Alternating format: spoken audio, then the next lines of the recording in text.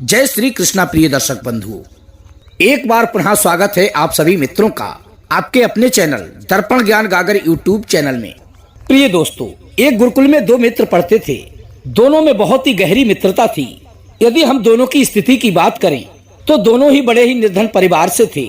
कई वर्षों तक साथ साथ रहकर उन दोनों ने अपनी पढ़ाई पूरी की।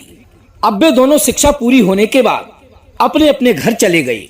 इस प्रकार कई वर्ष बीत गए। अब दोनों की शादी हो गई, बच्चे भी हो गए, परंतु आर्थिक स्थिति की बात करें तो एक मित्र तो बहुत धनवान हो गया और एक निर्धन की निर्धन ही रह गया। अब सोचने वाली बात यह है कि दोनों ने एक ही गुरुकुल में विद्या अध्ययन किया, एक सी ही उन्हें शिक्षा दी गई। पढ़ने लिखने में भी दोनों काफी होशियार थे।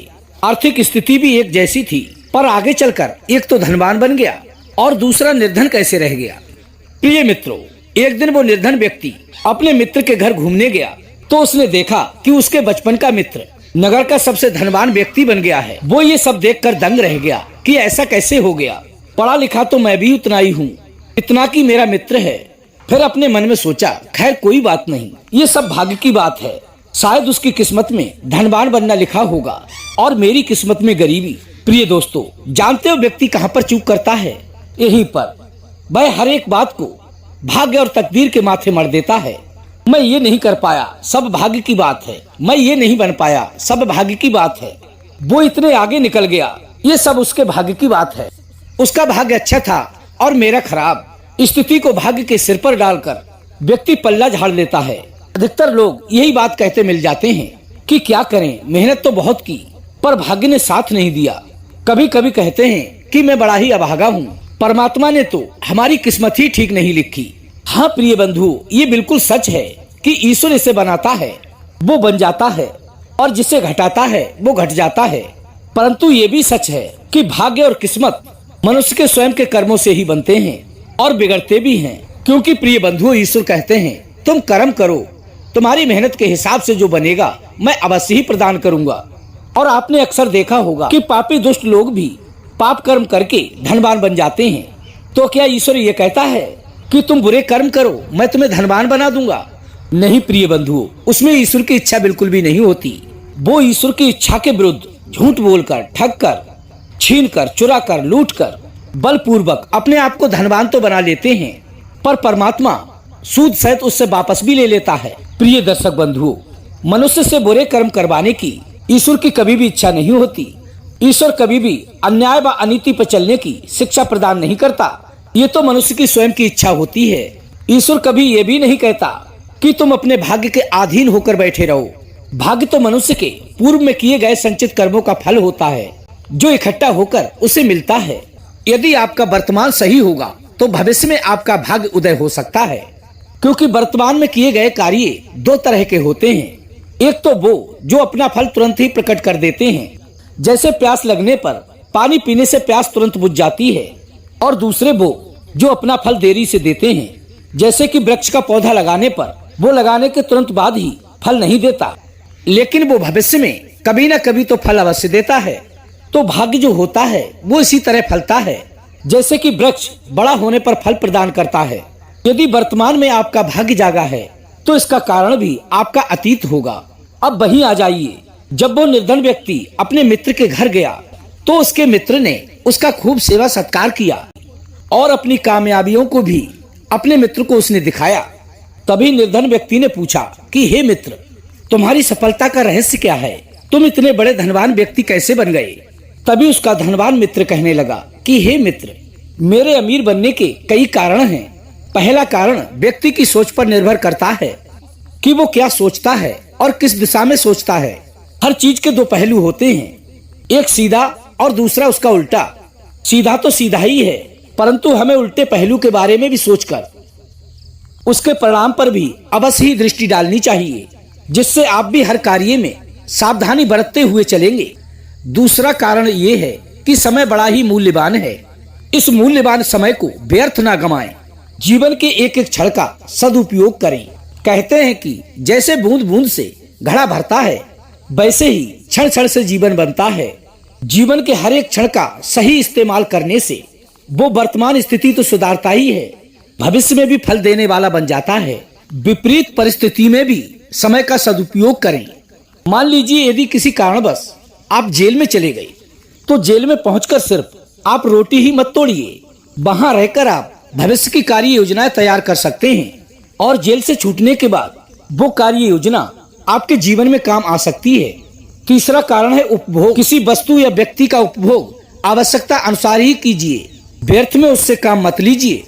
मान लीजिए रात में आप जिस कमरे में सोते हैं उसमें बिजली का बल्ब तो जलता ही होगा। बिजली के बल्ब का उपभोग तब तक ही कीजिए जब तक आप कोई काम कर रहे हैं। यदि आप सोने जा रहे हैं तो उसके जलते रहने का क्या लाभ, और यदि वो व्यर्थ में जलेगा तो आपका बेमतलब में बिजली का बिल बढ़ाएगा। उसी तरह पानी की जितनी आवश्यकता है उतना ही निकालिए, अधिक पानी निकालने से क्या फायदा। आपकी प्यास तो मात्र 1 गिलास पानी ही बुझा सकता है, फिर 1 बाल्टी पानी निकालने से क्या लाभ, उसे तो बेमतलब फेंकना ही पड़ेगा। और भोजन भी जरूरत के अनुसार ही ग्रहण कीजिए। अगर हम इन छोटी छोटी चीजों की उपयोगिता को ठीक से समझेंगे और उन्हें आवश्यकता अनुसार ही उपयोग में लाएंगे तो आपका व्यर्थ होने वाला धन बच जाएगा। चौथा है पुरुषार्थ। भाग्य से बढ़कर पुरुषार्थ में विश्वास रखिए। आपके द्वारा की जाने वाली मेहनत कभी भी व्यर्थ नहीं जाती। हर कार्य का फल और कुफल जरूर ही होता है। खाली बैठे रहने से अच्छा है कुछ ना कुछ करना चाहिए, क्योंकि खाली बैठे रहने से या व्यर्थ की गप्पे मारने से या बेमतलब इधर उधर घूमने से कुछ भी लाभ प्राप्त नहीं होता, बल्कि आपका समय और नष्ट हो जाता है। बेमतलब की गप्पें कभी कभी झगड़े और बहस में तब्दील हो जाती हैं, जिसमें आपका समय, शक्ति और धन तीनों का ही नुकसान होता है। इसलिए अपने मन को किसी उपयोगी कार्य में लगाइए। पांचवा है दूरदर्शिता। व्यक्ति को हर एक कार्य तुरंत के लिए सोचकर नहीं करना चाहिए। कुछ कार्यों के परिणाम भविष्य में बहुत ही काम आते हैं, जैसे कि किसी पेड़ पर फल। अब आप सोचेंगे कि पेड़ लगाने से क्या फायदा, उसके फल तो हमें 20 वर्ष बाद मिलेंगे, क्या पता हमें मिले भी नहीं भी मिले। इस बात को ध्यान से सोचिए। आपके द्वारा लगाए गए पेड़ों के फल भले ही आपको ना मिलें, पर आपकी आने वाली पीढ़ी उनका लाभ अवश्य ही उठाएगी। यदि आपके पूर्वजों ने वृक्ष न लगाए होते तो आपको फल खाने को कहां से मिल जाते। ये सब दूरदर्शिता का ही फल है, क्योंकि दूरदर्शी व्यक्ति भविष्य में आने वाले संकट से भी अपने आप को बचा लेता है और भविष्य में मिलने वाले लाभ को भी बहुत ही जल्दी अर्जित कर लेता है।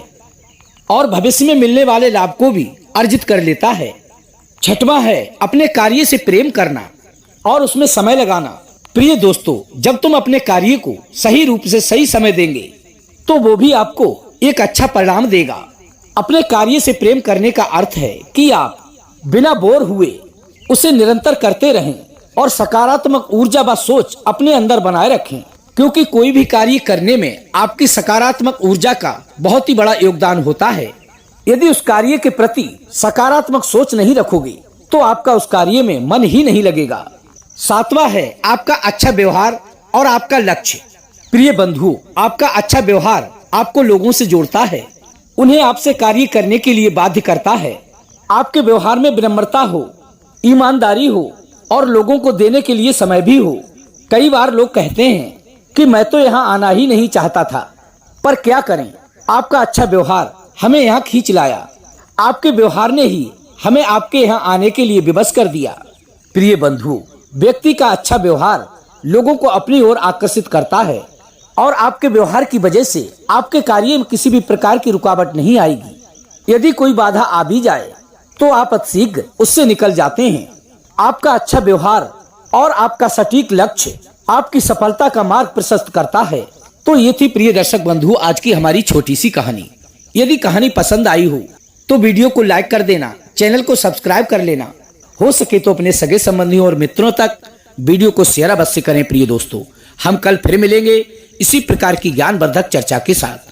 इसी के साथ प्रिय दोस्तों, राधे राधे, जय श्री कृष्णा।